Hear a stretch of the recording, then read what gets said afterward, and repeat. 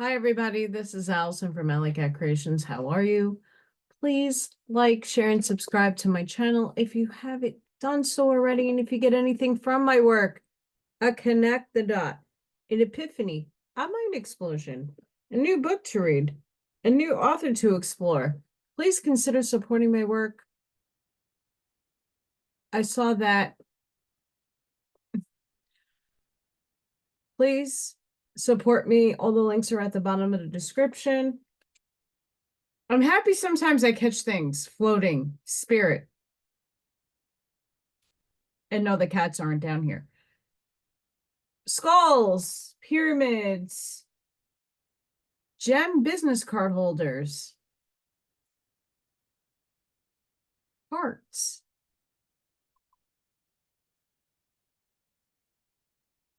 Different color, different types of hearts. Artwork. I know Odin's chair is blocking some of the artwork. But if you're interested, AllyKatzkreations211 is where you can see my portfolio. By some mid next week, I'm going to update my website with some of the new stuff.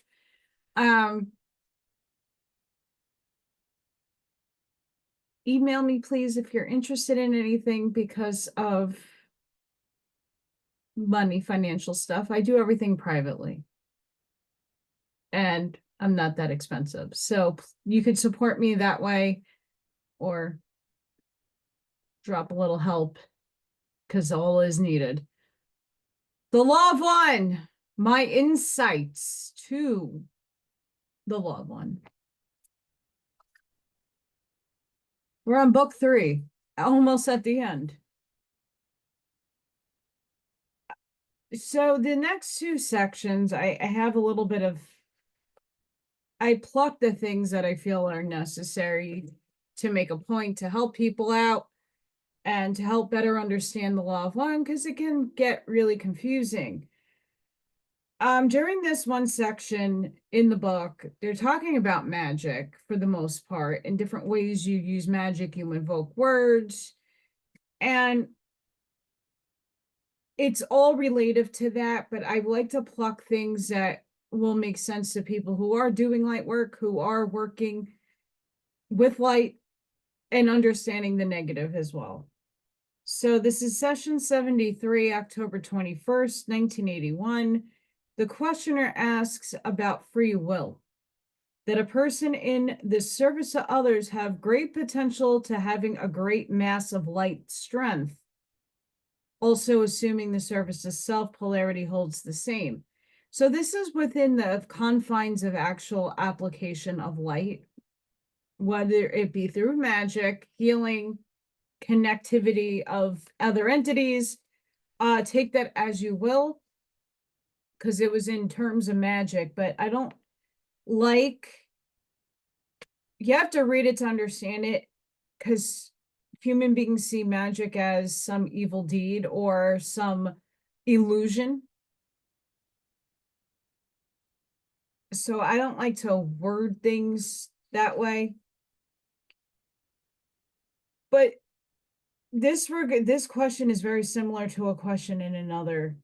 It'll come later. And what the questioner is really asking is if either or polarity has a strength to using this great potential strength, whether it be light or dark. Ra replies, this isn't fully correct. Quote, I do a lot of quotes this session. Quote, in invocation and evocation of what may be termed negative entities or qualities, the expression alerts the positively oriented equivalent. Upon the positive service to others polarity, the path that, and that's an end quote, sorry. Upon the positive service to others polarity, the path, those wait on the call and can only send love to others. And this is going to clarify a bit more. Ra, quote, those who are upon the service to others path may call upon the light strength in direct proportion to the strength and purity of their will to serve. End quote. The negative polarity call on the dark in direct proportion to the strength and purity of their will to serve per classification of the above. So what this is really saying is when someone is invoking through words and sound vibratory frequency states, or laying the hands like Reiki, or putting your hands like I do on objects and putting my will and intention with focus, purity, sincerity, that I want something, end result, whatever that may be, that I'm servicing another person through the light. And as I continue doing this type of work, whether it be through my words, my touch, and my connectivity to source, my light strengthens, if that makes sense. And those that are doing the dark arts and the dark practices are doing the same thing minus the light. They're using the dark and they're doing the same thing. Now, does that make sense? I know this raw words a lot of things and it's like bonkers. But that second section helps a little bit because it's in the will of intention, your will to serve, your will to focus, what you want coming out of you. Are you going to service another person, or are you going to be a service to yourself? The questioner asked about spiraling light that enters through the feet and the light that's invoked through the crown. Once again, this is also through their paradigm of magic, but I took this for something else. Now, when I am visiting JQ and I am physically in his presence, I can actually see the spiraling of light that's blowing from source itself down into his crown. I don't necessarily see it coming through his feet. But in meditation, when I'm doing my grounding meditation and just my overall like habit of meditation, I am envisioning first going through my chakra centers, going and penetrating through my feet, the light penetrating into Mother Earth, and Mother Earth coming back up with that light coming through me, and then exploding out to source, the light that connects me to the earth. And here's me in the middle. And sometimes the light is spiraling, and sometimes it's a plasma flow, and sometimes it's just a light. It depends on my mood and what maybe I might be blocked somewhere.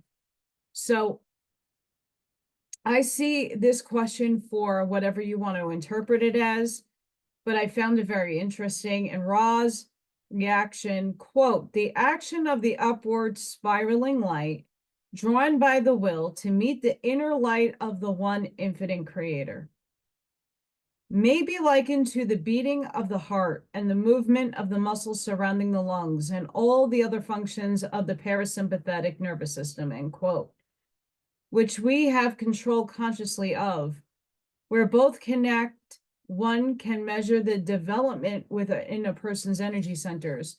So for those of us who can see people channeling or the light energy emanating from somebody, the auric field, some people can see auras, some people can see the energy around a person.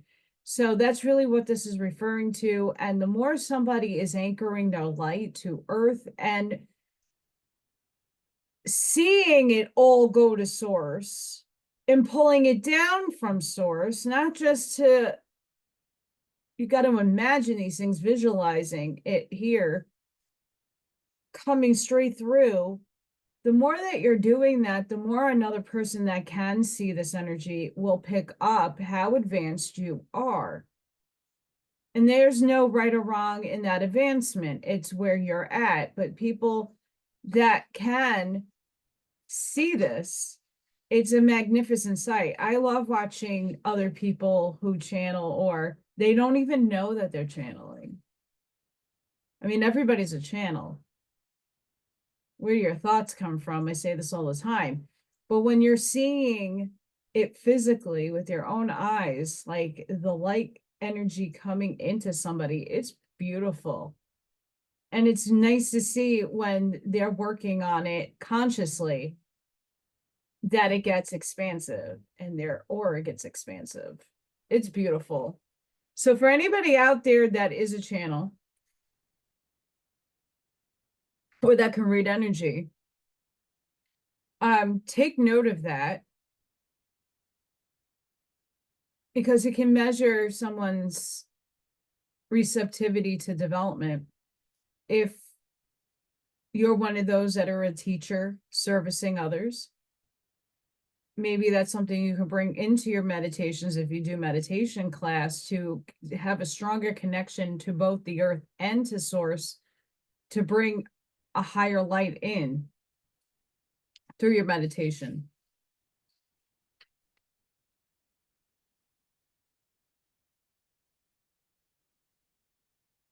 And Ra continues. I just put my input there. Ra, when one visualizes light, no matter in the way of working it in the mind,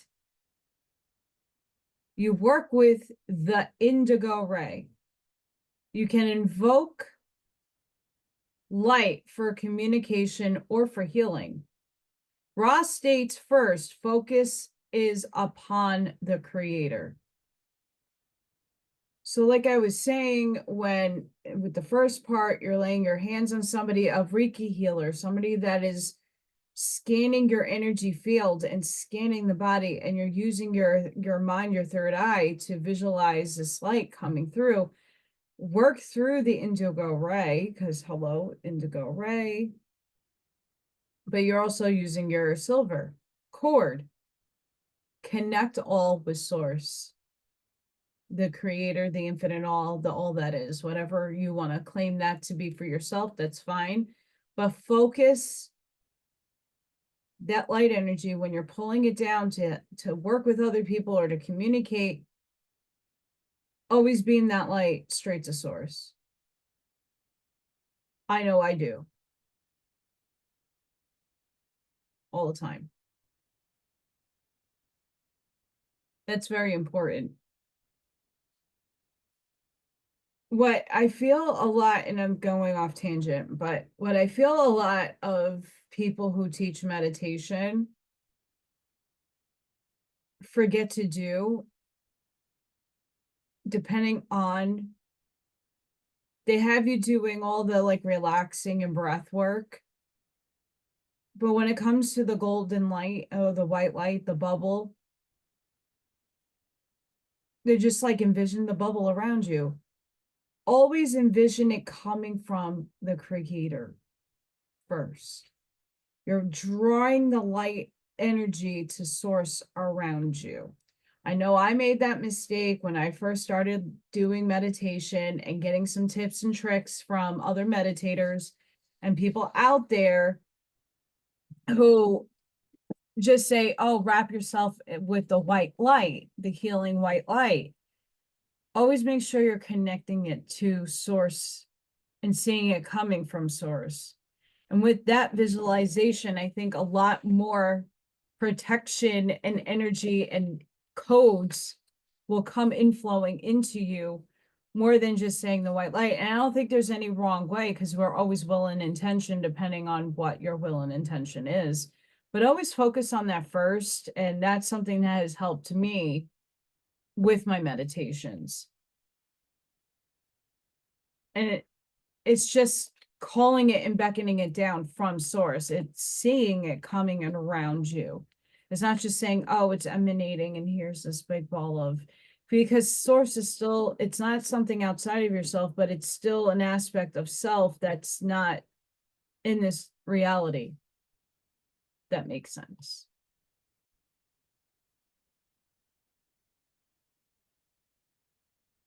This next part is very interesting. The questioner, talking about light and communication, it's asked if Jesus had this ability.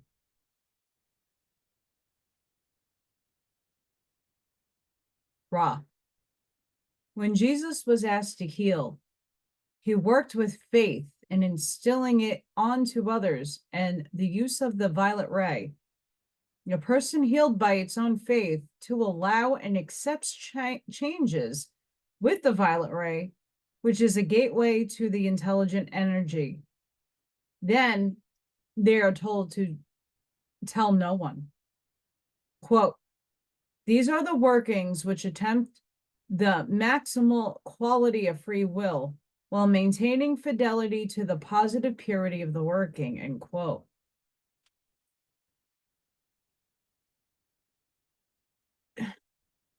So this is something that I know for my own self to be the truth, to a certain level of frequency and vibration that I understand it. When I was told as a 21-year-old just out of college, trying to get into a master's degree and finally got a seat, and then got told your whole life is going to be altered because of your dis-ease, I was in the state of pretty much disabled. I couldn't walk. I couldn't pick up a pencil. I was wearing braces all over in extraordinary amounts of pain. And one day, many years after, I didn't tell anybody, but I told myself, no more. I'm not living this anymore. Nope. I willed into power my own healing. I was sick and tired of being sick and tired. And yeah, I have pain. There's no doubt about it, but I'm functioning. I'm lifting children to toilet. I am on the floor playing with kids all day and teaching, learning, being excited. I don't have time for pain. Sure, am I sore? Does my back bother me? It's hurting me right now. But I don't define my life by what's wrong with me. And I started to stop complaining about it as well. When I made that move, my entire body took time, but I was feeling better. I stopped obsessing on complaining and being piss pot of shit. I started emanating my own light to healing myself. I had faith in myself that I could do better and that I could heal. And the last 10 years, I don't remember when I stopped doing my biologic injections and infusions and taking stuff that helped make my hair gray, my teeth fall out, and everything else happen. I didn't need it anymore. I swapped my diet out. That took a while, and I still tweak it all the time because there's other things that my body just needs more than other things. And sometimes it needs those other things too, right? I listen to my body, but when Yeshua was going around and healing people, they weren't having 1,005,000 distractions in the world. It wasn't as complicated of times. But when people were afflicted with things, they really had to believe.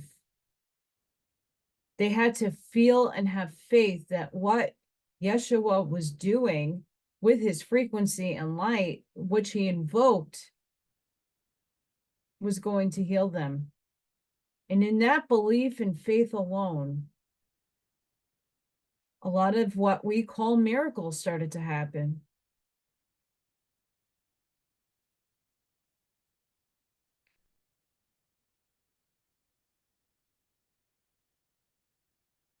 And that's not infringing on somebody's free will. We'll get on to that. Ra, this is a quote. We are the humble messengers of the law of one. To us, there are no paradoxes. The workings which seem magical and therefore seem to infringe upon free will do not, in themselves, Do so far the distortions of perception are as many as the witnesses, and each witness sees what it desires to see. Infringement upon free will occurs in this circumstance only if the entity doing the work ascribes the authorship of this event to itself or its own skills.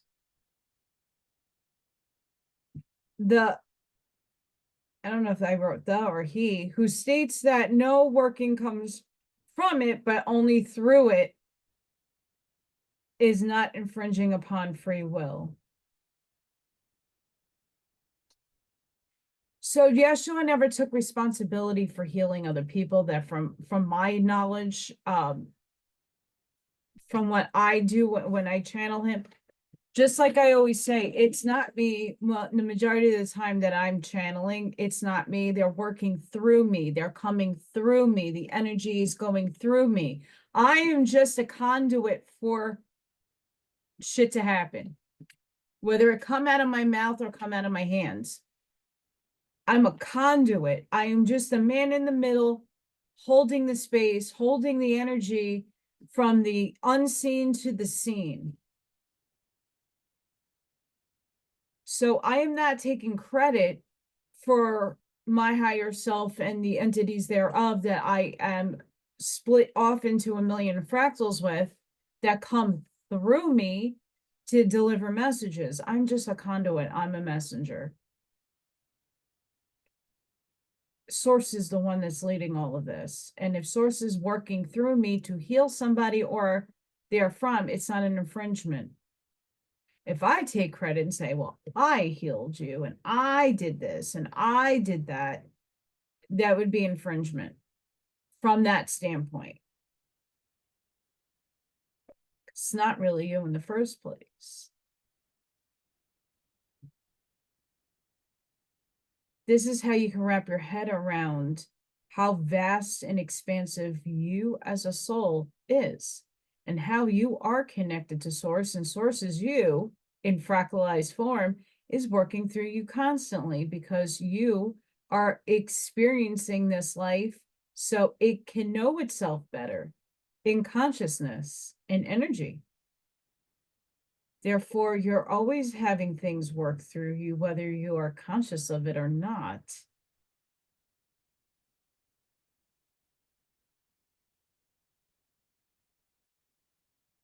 Take ownership of that.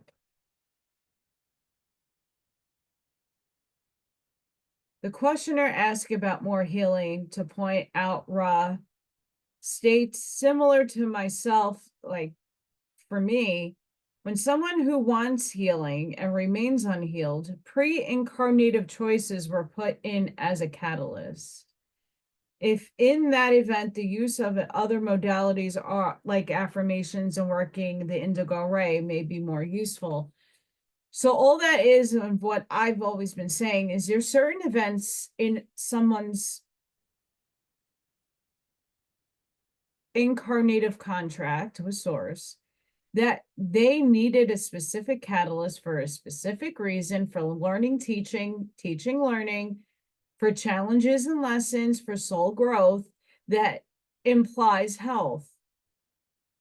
So when you get into an accident, when you have a disease, when something cuts you and halts you in life, in many ways, no matter what healing and praying somebody could do for you, if you're not meant to be healed by that person, it's not going to happen. Because you're supposed to learn something. You're supposed to take away something. That and or you're imparting a lesson on other people to have more patience, to have unconditional love, for them to open up to prayer and have faith. This is something that a lot of people that have autistic children, I've noticed. And this is not a slight on anybody. That child chose that, whatever range of the spectrum they're on, or a delay of some sort, they chose that to teach ultimate soul lessons. They're mission spirits.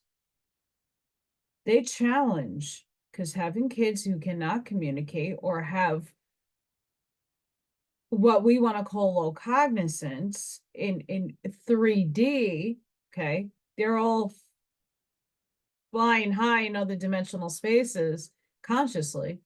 They're just in this 3D body. They're not necessarily here. And they're here to teach compassion to the utmost degree. When you try to heal, you have to bring a lot of light. But until those lessons are learned from everybody around you,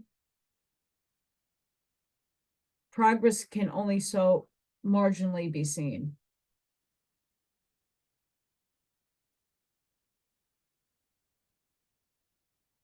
When they're talking about other, like affirmations and doing other modalities, sometimes it takes your own self, like I did me, because I've had people perform Reiki on me. I had people pray on me, and it didn't do anything, because you have to will it from within yourself. You have to use other modalities, and not everybody's going to, one modality might be good for some person, another modality might not work for that person, but works for somebody else. Everybody's individualized for a reason, because not everything works for everybody. So it's going through the process of elimination, but not giving up. You have to give things time. So if you want to heal something, well, I'm asking Source Creator to heal my knee or my back pain. I'm going to will it into manifestation that the pain is going to go away. Is it there from a past life experience? Is it there for you to, is there really something physiologically wrong with you that you need to go to the doctor?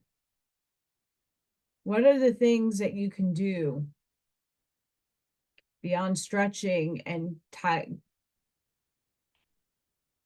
moving your energy centers?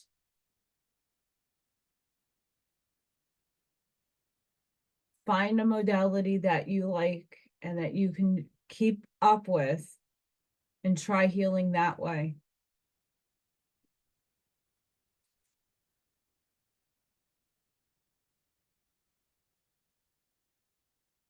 Also, bringing in the violet light, using the indigo ray.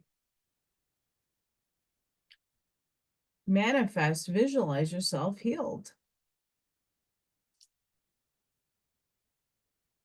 Visualize yourself going about your day with no pain. It's still going to be there, but eventually, if you keep up with the practices, it dissolves if it's meant to. Once again, you have to figure out why your disease is there in the first place, what you need to overcome, and what lessons and teachings you need to impart on others to have more compassion for you. Because let me tell you, all the years that I've really heavily suffered in immense pain. Oh, Allison, you look fine. There's nothing wrong with you. What are you talking about? You're sick. What the hell are you talking about? Oh, well, just because you can't see it on the outside doesn't mean it's not happening on the inside. I have a 105-year-old lady inside of me saying hi.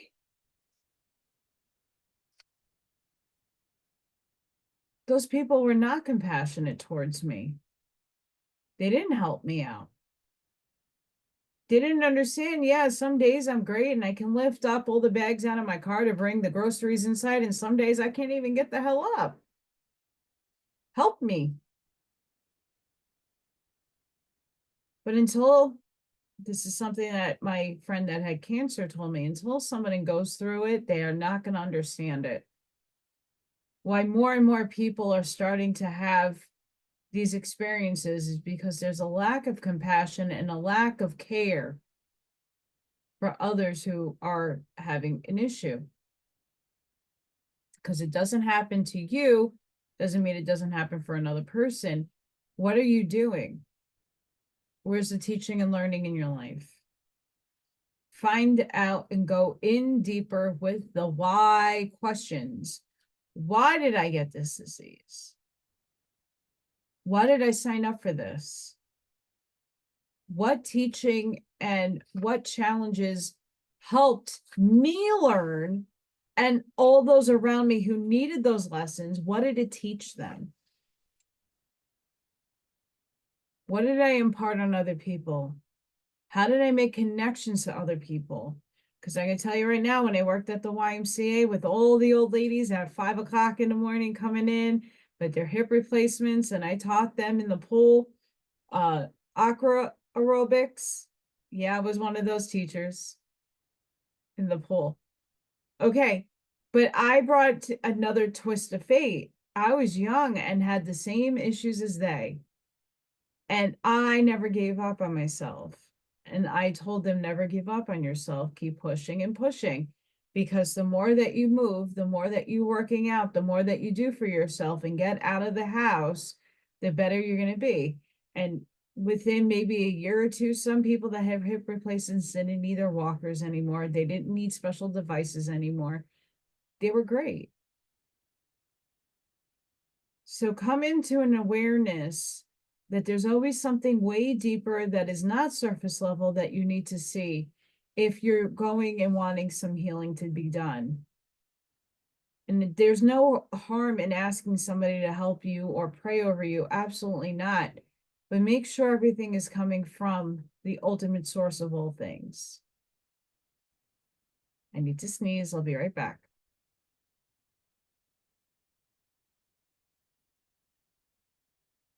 That was a mighty sneeze. Session 74, October 28th, 1981.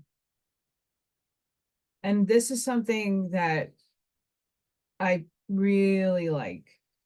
Ra, quote, "The heart of the discipline of the personality is threefold. 1, know yourself. 2, accept yourself. 3, become the creator," end quote. Ra goes on to say with the third step, when achieved, one is completely able to know and accept other selves. To become, quote, "to become the creator is to become all that there is," end quote. That's profound, because I say the same thing. You have to know yourself as fully as you can embrace all of it and accept it. It took me a long time, and I'm young, but it took me some years to accept that I have abilities, that I am not nuts, I am seeing shit, that I had a Stargate in my house. I had to accept these things and own it, embrace it, emote it, to know that I am not worthless, to know that all the circumstances thereof in this 3D illusion is just that, that my importance of spirit is infinite. Knowing that once I accepted those little tidbits of facts for my own self, that spur and brought on more learning, teaching, more channeling of the other things that I am. And it became more layered as I kept developing. So the recognition of that I'm a starseed, the recognition that I'm not just one type of starseed, that I'm all, I've lived all of those different paradigms, more so, more some than others, more longer periods of space-time than others. But that I'm not just from one paradigm. What I'm remembering is only a fractal of an infinitude of things. But in this time, space, my continuum of 3D, I only need to know a little portion of the other things that I am. And as I understand those and accept those, then my knowing grows higher and higher. And I start seeing the other selves in Sirius, in whatever Centauri paradigm that I'm from. Then it also goes to the angelic side, the elemental side, the celestial side. And then you get to the understanding that all is one and all is source, and that is you. So recognizing your other selves is everybody in the 3D collective paradigm that is playing different versions of you, and that there are people in this time continuum that have fractals of your little fractals of your soul within them, more so fractaled in a bigger portion percentage wise than others, and they mirror back to you what you need to heal. And I'm one of those mirrors for so many people out there, and it's really highly annoying because it's a very hard job to have to be a mirror for other people, because you don't want people hating you, but a lot of empaths have this ability that you mirror back other people's shit back to them. So someone is unconsciously giving you an attitude or treating you a certain way, you're doing the same thing back to them, and they think you're an asshole. But no, I'm just showing you how you're treating me. Plain and simple. People that don't know themselves to wherever you are in your journey, that's where you're supposed to be. And don't worry, everybody's going to get to this point of where I'm at. I'm still expanding. Still, there's no ending to that.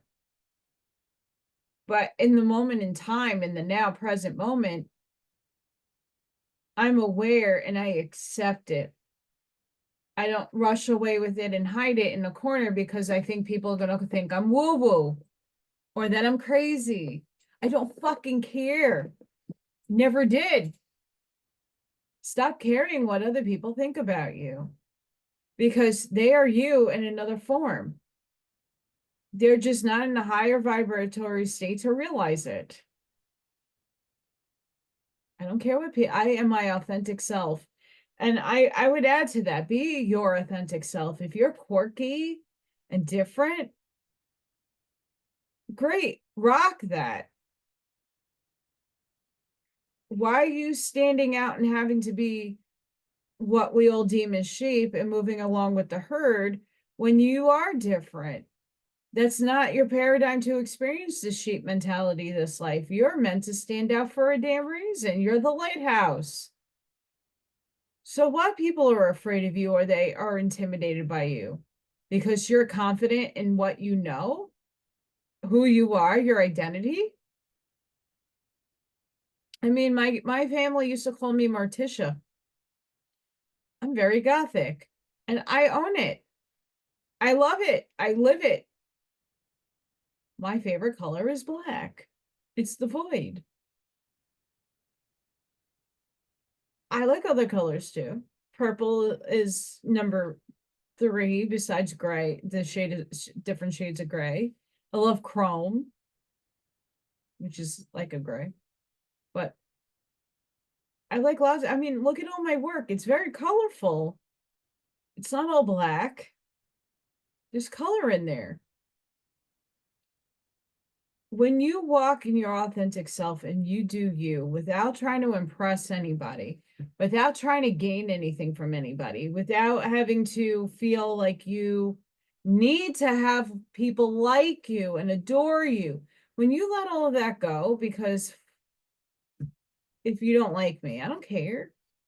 Not everybody's going to like you. And I'm the devil in someone's story 1,000,000 times over. I'm not worried about it. I don't feed into it.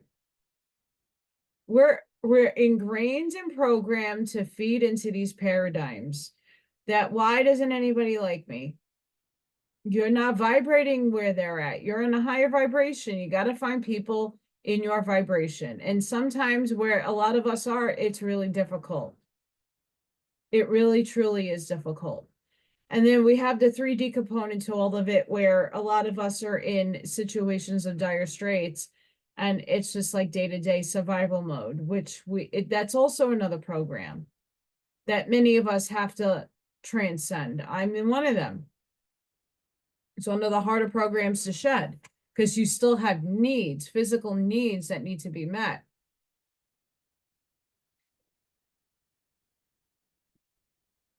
So it's working around that.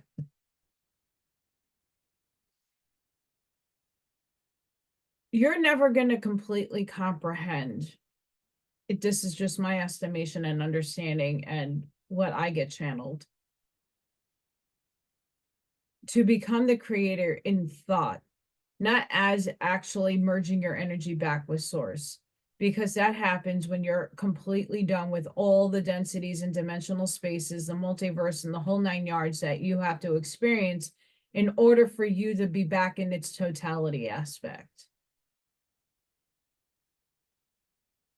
And that is going to take us a very, very, very, very, very, very in time, space, long time. But the understanding, the concept of the understanding of the knowing that you are, at the end of the day, a portion of source, owning it, accepting it, and not having it come outside of yourself. Because all is source. That's why they say it's omnipotent, omnipresent, because it is everything and everybody around you is source. Everything is energy. Everything is vibrating. The Kabbalion tells you that.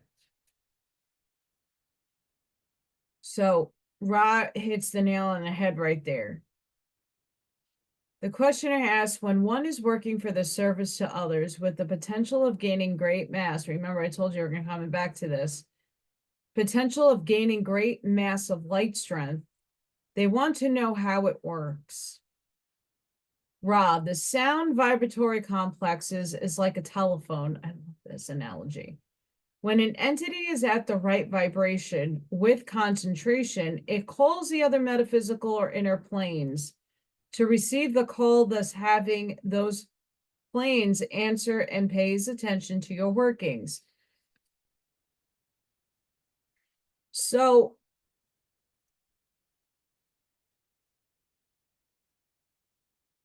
this is beautiful. It's like using telepathy, but you're using sound.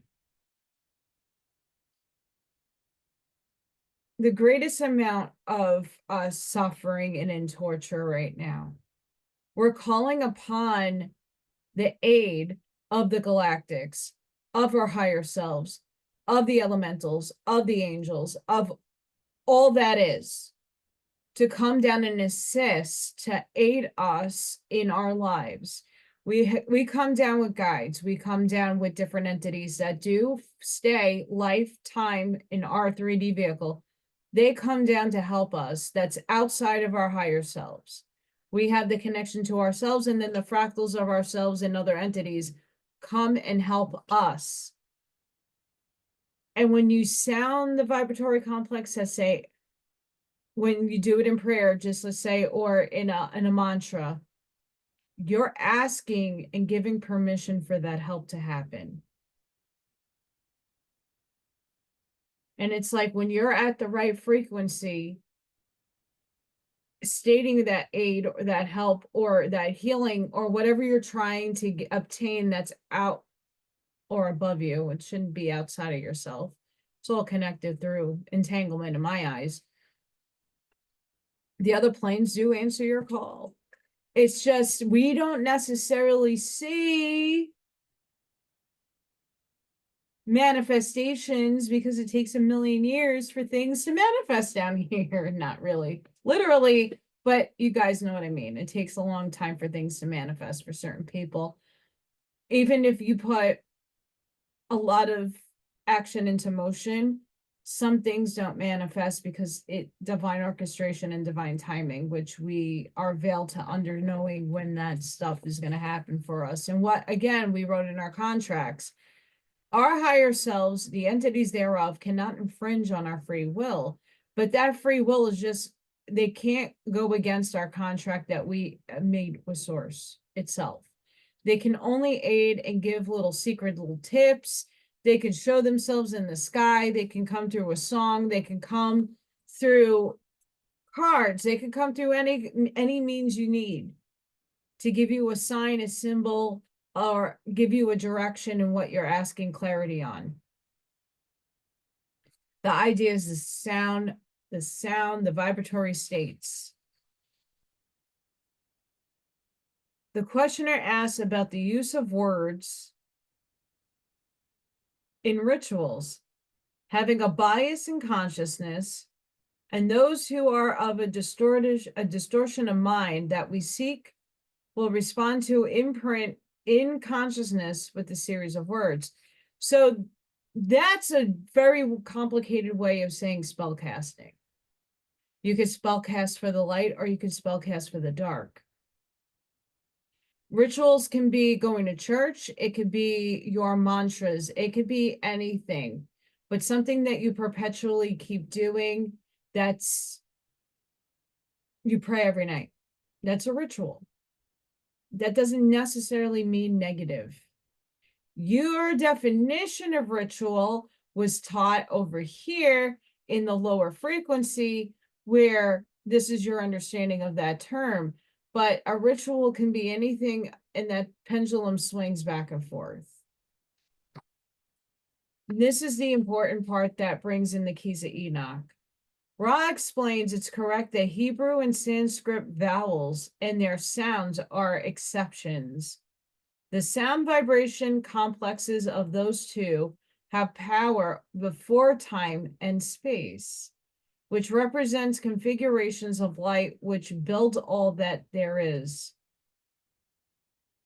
Ra goes on to say that correspondence in vibratory complex is mathematical.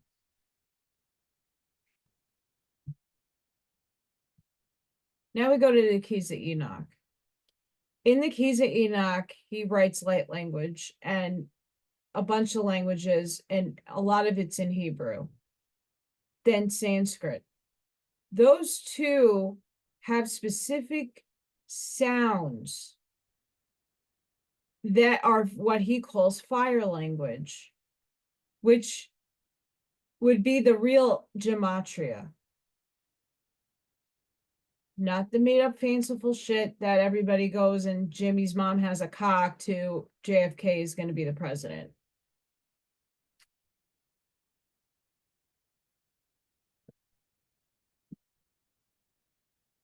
So just go take that from what it is, what it is.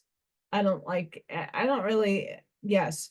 Sound and frequency are bound by ontological mathematics in the estimation of this time space of the now. We are expanding, as I keep reading a million different types of amazing articles on quantum physics, quantum entanglement, quantum mechanics, quantum computing, which is all mathematics, but it's expansive.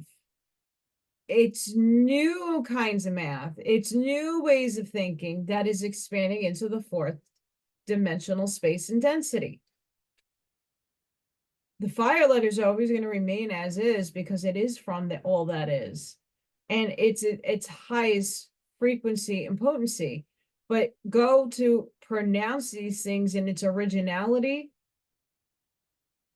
Good luck. And that has nothing to do with speaking a language that you know nothing about. It's just not many people can actually get the vibration, the frequency thereof out of their mouths properly. But as rituals and spellcasting, what you put your will and intention to is what will manifest. If you're thinking negatively, you attract negative. If you talk positively, you talk and attract positive things. In your rituals, you're praying every night. What are you praying for? You go into your meditation. What are you asking for? Your ritual is what you do in cyclic form.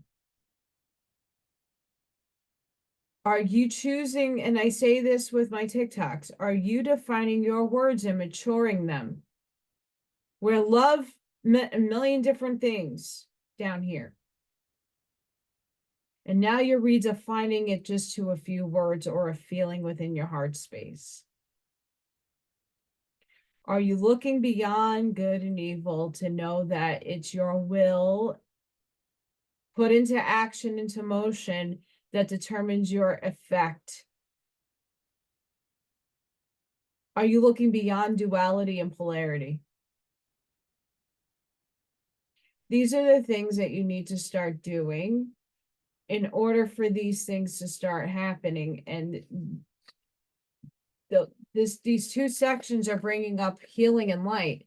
When you're coming in with pure intention and using your energy for the right, you're going to have better results. And once again, if there's no results, that's because of a catalyst. Someone needed that disease, and maybe you might make them feel better. It's all circumstantial to the person that is being worked on. But in general, where's your focus and your energy? Ra's telling you, here, it works for both sides. It's just a matter of light and dark. But it's up to you to choose what you're using your intent and will on.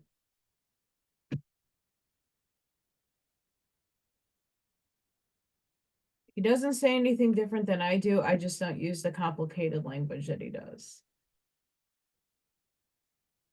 I would hope that more people start a healing journey. I know it worked for me, and I'm nowhere near completely done with it because I cannot manifest new teeth. I have to go to the dentist to get new teeth. I'm not going and putting a bottle of dye on my hair to change my hair color. I actually living with it for so long, it doesn't matter to me anymore. What is it for you that you want to heal?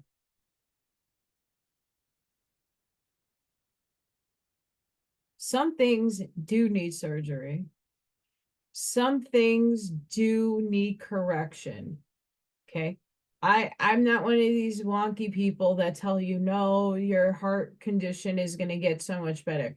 Okay, but sometimes things do break in us that need actual physical fixing. You can't disregard any of that. You get into an accident, you break a bone, and sometimes you need a rod in your leg to heal that. Enough of me putting my intentions on there and being a monk. I am not. Very few human beings in all time space, very few have that level of healing modality to just do something, touch somebody, and the miracle happen, what we call miracle happens. But that other person orchestrated and arranged pre-incarnation to have that healing done by that specific person.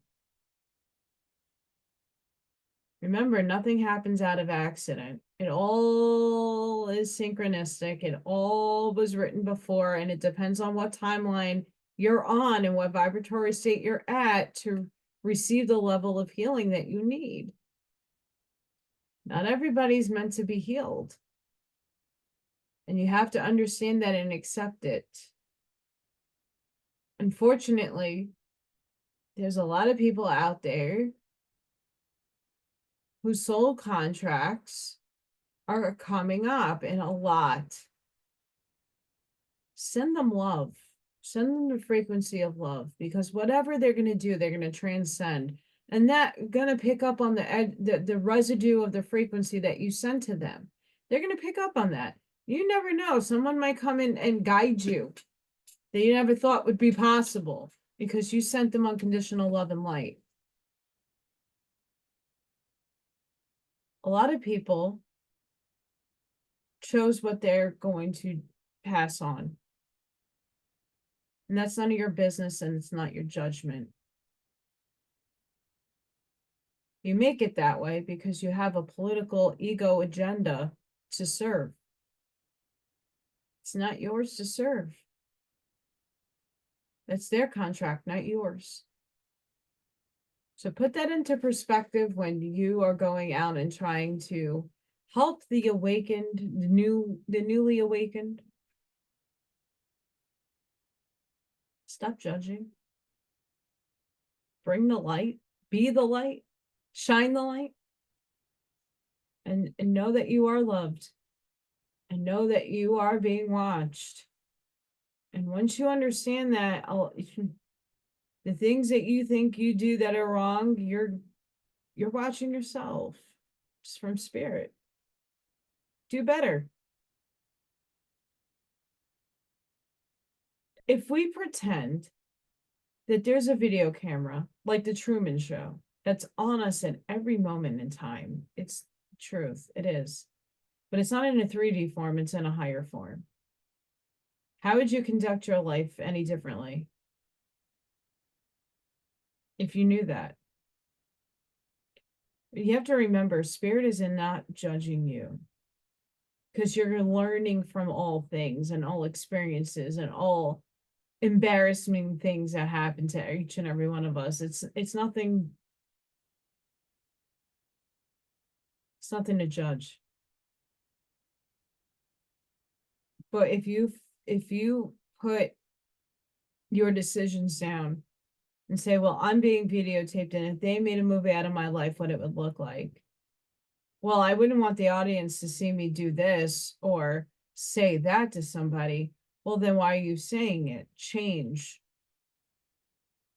It's a really good modality and method to enact and enhance yourself with change.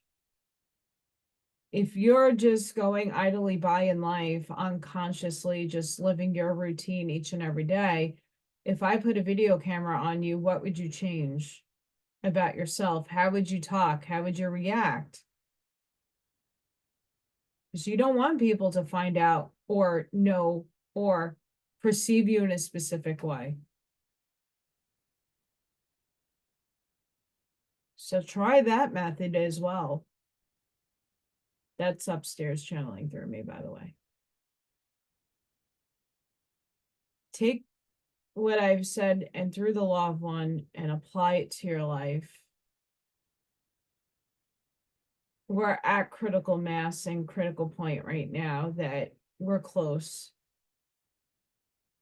And for close for what? It's going to take a very long time for things to get where everybody is expecting it to be. Just live each and every day in the present moment, breathe, ground, accept yourself, know yourself, and continuously do the work on yourselves. And I know I'm doing the same thing on myself each and every day, and making those harder questions being answered. And if I can't answer them right away, that's all right. They get answered eventually. So guys, sending each and every one of you love, light, compassion, grace, shielding, and protective energy. Please go within, be the shoulder for somebody, be the lighthouse, seed your truths. If you can help me out, that'd be of great gratitude, and I'll be blessed and thank you. If not, liking, sharing, subscribing is still a big help to me. So thank you very much for supporting my channel, supporting me and the work that I do. And I hope to see you guys on the next one. Hope you have a fantastic week ahead. Bye for now.